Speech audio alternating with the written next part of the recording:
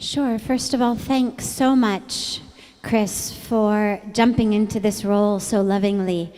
Originally, our spiritual lecture series, as you've seen over the last few days, has been just individual lectures. But Bruce and I decided that rather than just each of us jumping up and giving a lecture for 45 minutes, it would be so much more meaningful and enjoyable and alive and beneficial for all of us if we actually opened it up into a conversation. And Chris so lovingly jumped in to play our role as moderator. So thank you all so much. The title really stems from something that is so pervasive, whether you're in a healing profession, on a physical level, whether you are in a spiritual role, whatever it is, we all so frequently hear people or hear our own selves saying things like, I would be great if only, or if I just had this, or if this problem would go away, then everything would be perfect. And for me, it's actually illustrated really beautifully with my favorite joke that I always love to share, which is of the man who goes to the doctor and he says to the doctor, there's something really wrong with me. My whole body hurts. When I touch my knees, they hurt.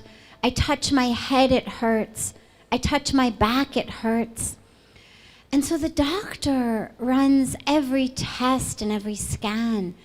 And at the end, he calls the man in and says, well, the good news is there's nothing wrong with your knees or your head or your back.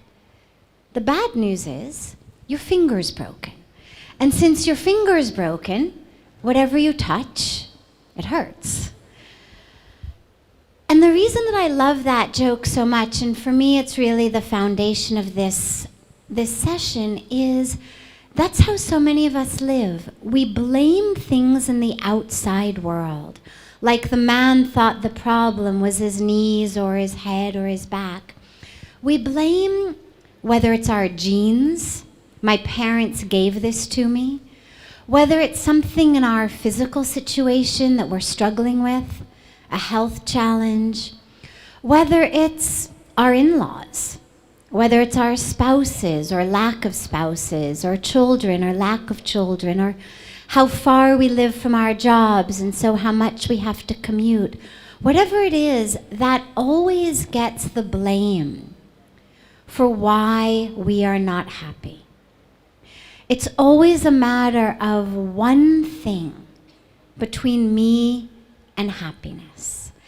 And this time together is really about how can we live from a place of self with an awareness that my inner state, my happiness, my wholeness is not dependent on things in the outer world.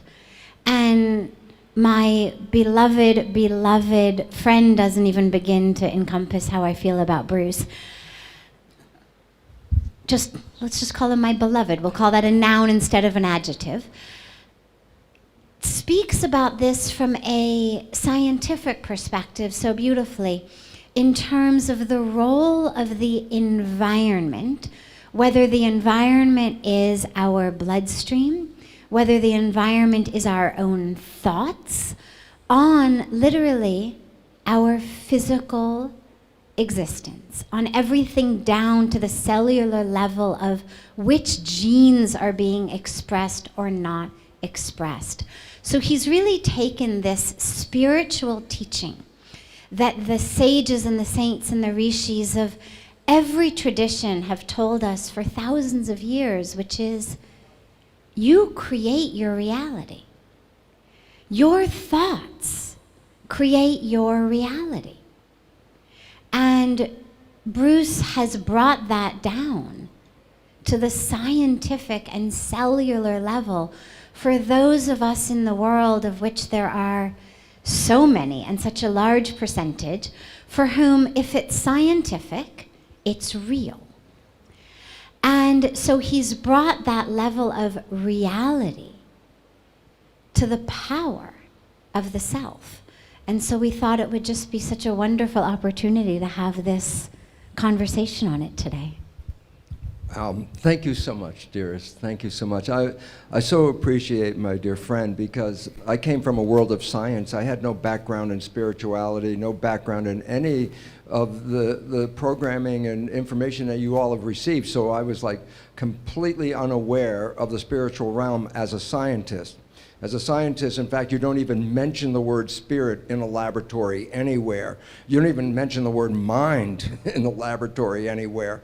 So I was completely unaware of this, but I have to say that once I saw a connection between the invisible realm and the physical realm, it profoundly changed my entire life.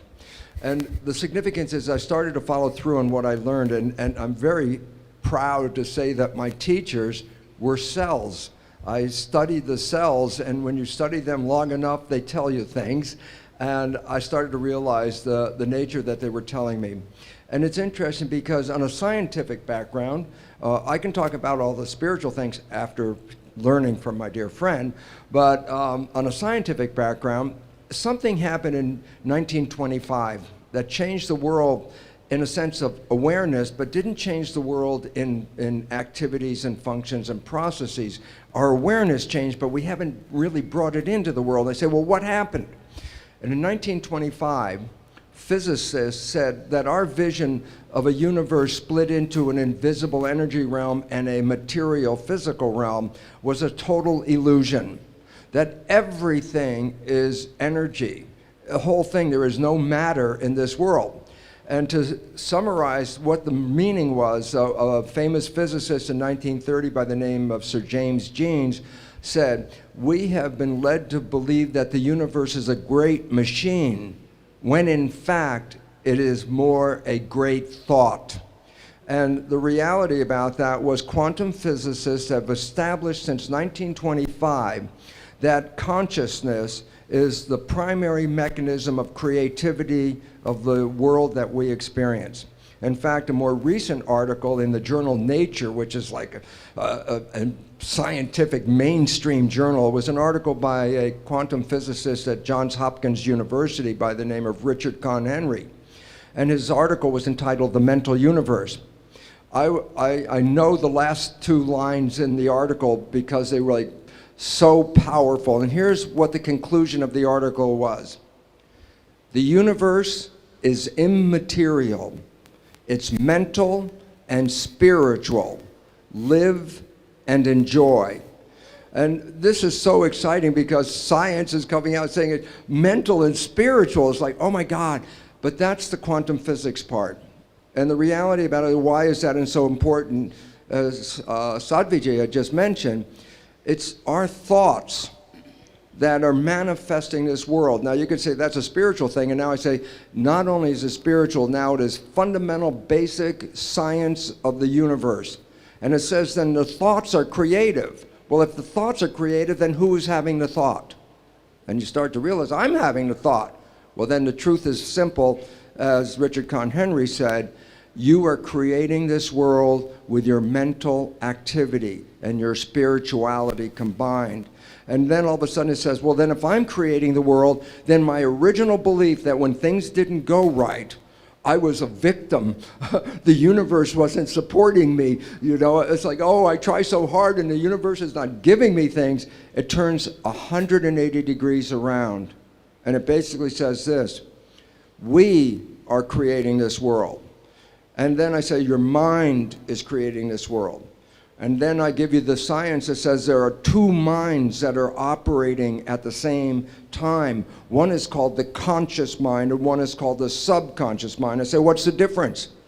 The conscious mind is where you are as a spirit, an entity, a unique identity. You are in that conscious mind and perceiving the world. I say, what about the subconscious mind? It's not a creative mind. The subconscious mind is habits, things that you've learned and you experienced in your life, and they become habits. So the subconscious mind is not thinking, creating. The subconscious mind, push the button, play the behavior. So here's the point. When we are in our conscious mind, we are connecting our spirituality to the biology and the physical planet that we're in. And that is the creative mind. That's the one you wake up in the morning and say, oh, I wish I had this and I desire that and these are the things I want. And then you go out and start the day, and then guess what? 95% of the day, you are not operating from the conscious mind. Science has recognized 95% of the day, because we are thinking 95% of the day, our behavior is now controlled by the subconscious mind. I go, okay, so what's the difference? And the final conclusion of this is the conscious mind with your creativity has your wishes and your desires.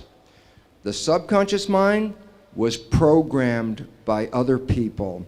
Your mother, your father, your siblings, and your community. So what is the difference? You wake up with a wish and a desire of what you want, and then the rest of the day, you play the programs that you got from other people that don't answer your wishes and don't support your desires, and all you see is the consequence of it and go, oh my God, why is it not working? And the answer is because you don't see, because remember the name is subconscious, below conscious.